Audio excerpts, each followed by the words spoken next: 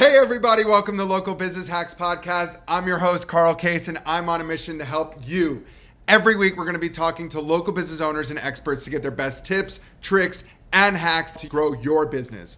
This show is designed to teach you, inspire you, and motivate you to take massive action and start to build your future-proof business. Whether you're just starting off or you're taking your existing business to the next level, this episode is for you. So let's get started. Hey, local business hackers. I'm your host, Director of Global Business Development for Referrizer, joined today by Laura Coe, founder of Snapology. Laura, welcome to Local Business Hacks. Hey, thank you. I'm happy to be here. So, Laura, obviously, you don't become an overnight CEO and founder of a really large educational platform. Talk to me about this journey that got you to this point.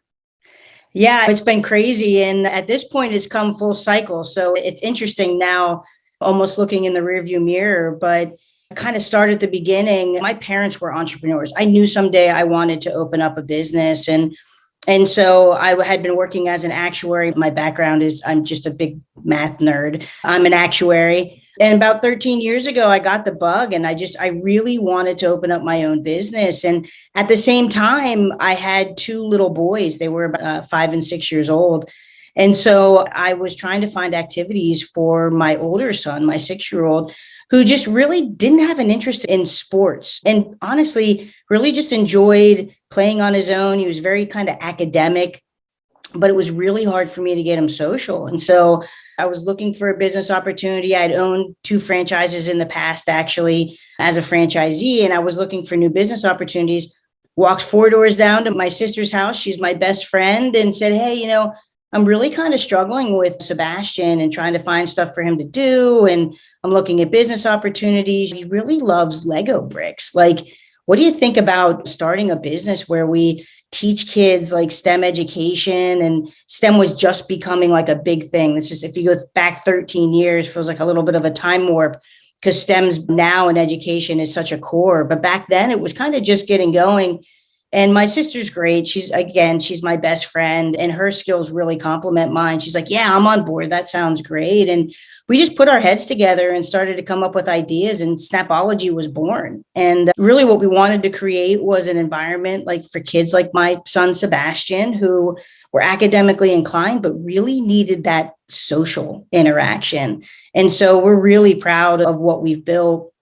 And again, 13 years ago, we started with one robotics program in a rec center. I had a friend, actually I had a couple friends that were teachers, but my best childhood friend was a teacher. She helped us write some curriculum, met up with a guy who knew Lego robotics, and he helped us. And it's been an incredible journey. That was back in 2010. We started to grow, and it was crazy. Like the first program we offered, we opened up enrollment, and within hours there was a wait list, right? Clearly I wasn't the only parent who had a Sebastian that they needed to get this for. And the journey has just been incredible. We didn't start franchising. We actually moved into franchising a couple years later. We started under a licensing footprint, but the business community, the small business community, then ultimately the franchising community is just unbelievable. And the people that have helped me along the way. And we grew to 180 locations in 13 different countries. And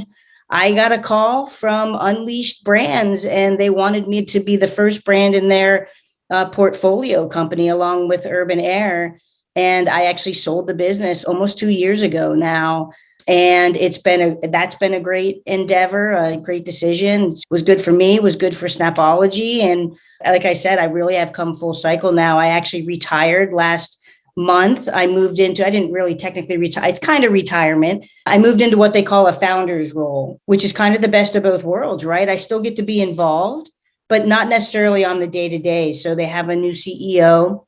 She's absolutely fantastic. I could not have picked a better person to hand over the reins to. And so it's been incredible. Well, Laura, congratulations on retirement or semi-retirement, but ultimately becoming what I think every founder strives for, which is sitting in the founder's seat, being an advisor, getting creative, and ultimately getting to see your hard work and labor pay off in the long run. So congrats to you, and congrats to Snapology on this exponential growth. I'd love to hear from you early on in creating Snapology, you talked about being a license and licensor and then switching to franchising. I personally am super hands-on with a ton of brands that go through that same phase. I'd love to hear from you. What caused the start into licensing and then that ultimate shift to go towards franchising?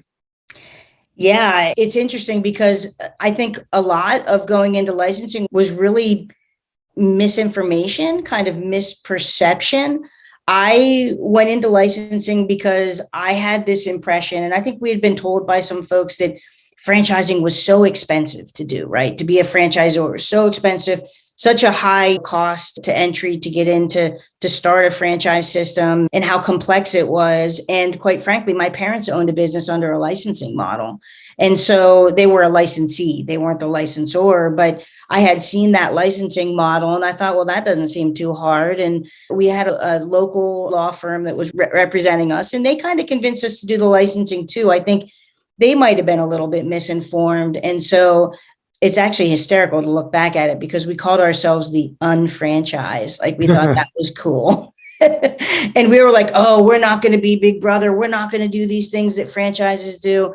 And I really laugh about it now because ultimately when we changed law firms and met up with a franchise attorney, and I'll give him a plug because he was instrumental in our growth, Charles Internical, the Internical law firm. They were like, what are you talking about? You can do everything that you're doing under franchising. Like what, like you have no idea what you're like, you don't know what you don't know is basically kind of what he said. And it took him about 3 months for him to convince my sister and I, because we were so like convinced that franchising was like the devil and we shouldn't be doing that. And then we realized, no, we can really do what we want to do under that model. And I mean, and the opportunities that come with it. So for us, I mean, I think it was really just misinformation. And yeah, I did have to go get an SBA loan, but it wasn't millions of dollars like I was told. I mean, it was doable. That's awesome. Well, I appreciate you sharing that insight. Laura, I'd love to hear some stories that taught you your local business hacks. Take the floor. Yeah. So gosh, there's so many, right? And I think that for me, most of the business hacks and most of the things that have really driven our success had to do with mindset and almost kind of taking advantage of opportunities. Like I may not have ever looked at franchising had I not had to switch lawyers, right? And so I look at that as I needed to be open to that. But one story that comes to mind that I laugh about, but I was 6 months into my business. It wasn't a franchise at that point. It was like local Pittsburgh Snapology. We're like testing it. We're trying to figure out, does this business model work, right? It's unit 0. And so I'm 6 months into it. I'm still working a full job. I'm sitting in the office. I'm actually doing my other job while the business is running and kids are in. We have a discovery center, we call it, and kids will come in for creative play, or they can come in for classes and camps. And so we had camps going on and the kids were in for creative play. And I'm so busy and I'm sitting in my office and this woman comes in and she just like plunks herself down in the chair in front of me. And I'm like, who is this? Like, what are you doing? I'm busy. Leave me alone. I got a lot of stuff going on. And the woman looks at me and she goes, look, I have been bringing my 3 boys here for a couple weeks and I need to be involved in this. I don't know what I can do for you and how we can work together, but I want to be involved in this. I kind of thought for a second. So I looked at her and I said, I would love for you to help me. I don't have any money to pay you. And she's like, that's okay. We can figure something out. And it was amazing, like just being open to that opportunity. She ultimately became a salesperson that worked on commission. She brought in so many sales that then I could pay her to be what we would call like an operating manager, that kind of person that ultimately developed as we got bigger into like a COO role. Because when you're a small business, right, everybody does everything. So when she was doing sales, she wasn't just doing sales. I mean, she was calling customers back and she was doing everything. She became my right-hand person for a while, but my initial thought was like, I'm busy. And I think sometimes when you're an entrepreneur, you want to do everything yourself because you want it to be done right. And you're not always open to those conversations. Mm-hmm. And so I think my hack is really just mindset and being open to that and being open to exploring opportunities. That wasn't my path. I had no desire to have a salesperson, but it fell into my lap. And I think about the same thing happened with another woman who is now the chief operating officer of Snapology, still in there. We met on a soccer field. our kids were playing soccer together. And she's like, hey, I see your car. I had this big SUV and it had a giant alligator on it for Snapology and it was wrapped. And she's like, what is that? And just struck up a conversation with her. And she's like, yeah, she's like, my youngest just went back to elementary school and I was thinking about going into the schools and becoming a paraeducator. She had a behavioral health background. And she tells me this, and I go home and I think I want that woman to come work for me. I don't think I want her to go to the school and get that job. And so I called her up and I'm like, I know this is going to sound crazy and I don't know exactly what this looks like, but I really want you to come work with me. And she was great. She was, and we have, it's, 9-10 years later, we're great friends. She's still running Snapology there without me now. And it's been incredible. And again, I think it's just, the business community, your general community, and it's being open to those things and thinking outside of the box. Success isn't a straight line. I mean, it is all over the place. And I think sometimes when you start a business, you think you have to have everything buttoned up and you think you need to know what the next step is. And you get caught up almost in yourself and you have those blinders on and you're not seeing all of this stuff. I would say most of the biggest decisions that I've made, the best people that have come into my life, and the things that have really changed the company for the better were really things that I could not have planned. I could not have planned for Joyce to come sit in that chair or for Kelly to be on the soccer field that day, right? And so I think the hack is really just letting people help you, right? You don't have to do it all yourself. When somebody comes and says they want to help you, figure out a way that they can help you. I have a friend who's got a small business, exercise business for the elderly, and he's been asking me for some advice. He's like, I really want to pay you. I want to pay you. I'm like, no, that's not how this works, right? Like we're all struggling and trying to get our businesses going. It's a pay it forward model. It's I help you because people helped me along the way. And so I think you need to be open to that, right? You need to let those people help you. Yeah. Yeah. Well, I think that's an amazing hack, Laura. I have a follow-up question to it. Becoming an entrepreneur is the most beautiful nightmare that anybody could sign up for. So I'd really like to understand what got you from working in corporate America as an actuary and then really saying, I'm going all in. Because I just got goosebumps thinking about that all in moment. It's scary. And it's uncomfortable. And us as humans typically run away from uncomfortable and scary. So what was that ultimate push? Yeah, I mean, I think it's a couple things. And I think for me, it all came together kind of at one time, right? My parents, I was probably 12 or 13 years old when my parents started their business. So I've seen small business from the inside, watching my parents go through that. And they had a manufacturing company where they made sinks out of cultured marble. And so I was in a factory wearing hairnets when I was like 13 or 14 years old. I was in the office with my mom, kind of watching her do sales and things. And so I had an early introduction to kind of what small business looks like. And so I think I didn't kind of go to college or graduate college thinking I was going to own a business, but I think there was something in the back of my head that was always like, boy, that would be really cool to do what they did. And then you get yourself in a situation where I had been working as an actuary. It was great, but I was in it for 20 years and I was just kind of getting burnt out, right? Story you hear from a lot of people that start their own business. They're kind of burnt out. I loved it. I mean, I still love actuarial work, but I was just getting kind of tired of it. I needed a new challenge. I'm one of those people that just really needs to, I stayed with companies for a long time, but I had a lot of different roles within the company because I just need that different challenge. And it really came down to the combination of sort of that, wanting a new challenge and watching my children and thinking, gosh, there has to be something for these boys that and girls too, that don't want to do sort of traditional things. And I think everything just kind of collided together, along with a little bit of, I think most entrepreneurs sort of have that kind of all in mindset, right? So when I do something, I do it. There's no 50% for me. It is either, and I've learned this in retirement too. I'm either, 100% retired or 0% retired. I can't do something halfway. And so I think that when I got the idea and I got the bug, I just went for it. And that's the piece that I think holds a lot of people back. They have the ideas, they want to do it, but what is it? What is that push? And for me, it was a little bit of what happens if I don't do it?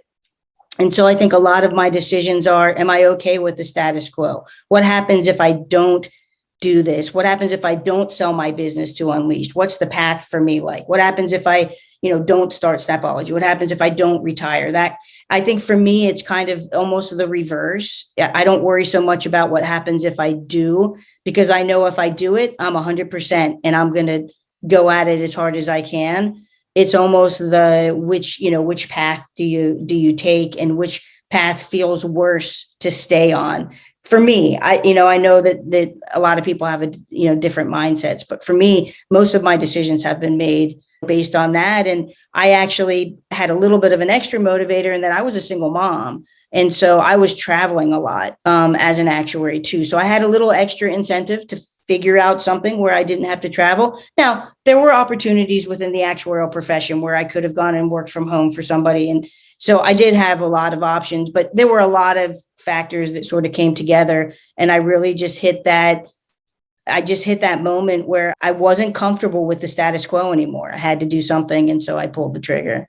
That's amazing. And now you get to reap the benefits of that trigger. So it's awesome. Laura, you mentioned having a plan, but that plan not always being what you end up going forward with. I mean, outside of intuition and things that we feel, is there any things that you can teach, I should say, preach on this topic of trusting your gut? And it's okay if you come up with 3 plans and what you end up doing is totally erratic to what you thought you were going to do. Yeah, I mean, I think the thing that rings in the back of my head, and, I say this actually, my kids are college age now as they're exploring careers and doing different things. I think the thing that always rings in the back of my head that's helped me make some of those like more challenging decisions is there are very few things in life that can't be undone. And so if you take a leap and you do something, what's the worst thing? You fail? Okay. I mean, the road to success is paved with failure, right? I mean, every single successful person you talk to screwed something up along the way, right? Often, really, I think about, okay, if I don't try this, I'll never know. And I may not have this amazing thing that happens. If I do try it, it may fail. That seems like the less of two evils, right? I'd rather try it. If it fails, I just fall back. So I might spend a little extra time on contingency planning when I leap into something and kind of know, okay, if it fails, here's how I know that, I don't want to fail and lose, $10 million. How about when it gets to, a couple $100,000 loss, I decide to pull the plug then, right? So I have stops and stuff, but I really think it's just that, again, mindset that what happens if you don't do it? And what happens if you fail? Can you just go back and do it? So why not try? And I've always kind of been one to, let's throw it out there. Doesn't even need to be ready 100%. Maybe get it 70, 80% there, throw it out there, see what happens. If it's not working, pull it back and stop. And so I think that's where, I actually, when I talk to people about owning their own business, they're like, well, I'm afraid that it won't do well. I'm like, well, okay, if it doesn't do well, what do? You go back to doing the thing you're doing now. So you're no worse off than you were before. You're right back doing the thing that you're doing today. And so for me, I want my kids, I want, entrepreneurs to take those risks, because that's where the reward comes. With no risk, there's you don't get those exceptional rewards. And so I'm willing to take that chance. And again, worst case scenario in my life, worst case scenario is I went back to being an actuary, which is a great profession. So, my worst case scenario, wasn't that bad. And I might, and maybe I'm going to lose a little bit of money. Right. And so I have to build that back up. That's probably the worst part about that. But at the end of the day, I can fall back on something that's pretty good. That's awesome. Laura, seeing the position that you're in now, if you were to look back 13, 14, however many years ago, when you said, I'm going to be an entrepreneur, what piece of advice that you now know would you have given to your younger, not as experienced self? Oh, that's a good one. I think that for me, the thing that I've struggled with, and again, it's the things that I've struggled with, are the things that probably have brought me the biggest successes, are really that openness to have that open communication with people. When you are struggling, reach out for that help, right? It's not shameful. It's not, everybody has these. What I'm realizing now is that it doesn't matter what kind of small business you have. It doesn't matter what kind of franchise you have. We all have the same general issues. They look a little bit different, but we all have the same general kind of issues. And so I wish that I had been more open about the struggles, the challenges that I was having, to be able earlier in my journey to be reaching out and asking for that help. Because it wasn't until, honestly, I was fairly successful that I felt comfortable doing that. And that did help my growth, right? It did help it, but I really needed that advice early on. And so I would say, whether you're in the franchise system or whether you're an independent small business, it's really lean on other people, reach out to them, right? I want to help people. I will take a phone call from anybody to help them out. And I think I was embarrassed, right? I didn't, and I'm a math nerd too. So let's be honest, I'm a little introverted. So that's kind of not my first language to reach out and do that, but I wish I had. So I would say that would be, I would tell my younger self that you need to start making those connections and getting advice from successful people earlier. I love being the dumbest person in the room. Like it is the most empowering space to be in when you know that you are a sponge and are there to absorb from everyone that's farther along in their career or has paid the idiot tax or has exponentially grown their business. Like, it's empowering to be there and to invest in being in that space. So yeah, team, if you haven't heard it yet, ask questions. Be okay to not be the smartest person in the room. It's all right. That's awesome. Laura, I'm going to ask a personal question, my favorite question. If you could have dinner with a historical figure from the past, who would it be and what are you talking about? And my newer question to add to it is, what are you eating? I think that I would probably choose like an MLK Jr. or something like that. Somebody like that, just because I have a multiracial family, and it wasn't until I had family members of a different race that I really started to kind of figure out all of the intricacies of that and the struggles and the different perspectives and all those things. And so it's been really eye-opening learning about those things. So I think I'd probably go back to somebody maybe like that and really try to understand. I mean, it's incredible, right? The way folks in that sort of movement really stepped up and did things. And so I think it'd be pretty crazy to go back and have a conversation with somebody like that. That would be neat.